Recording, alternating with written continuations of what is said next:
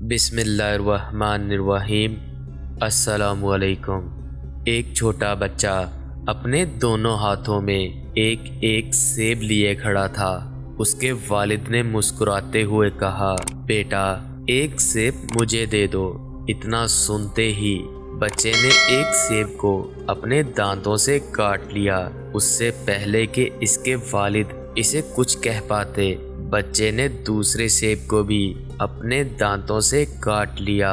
अपने बेटे की इस हरकत पर वालिद हैरान रह गया और उनके चेहरे से मुस्कुराहट गायब हो गई।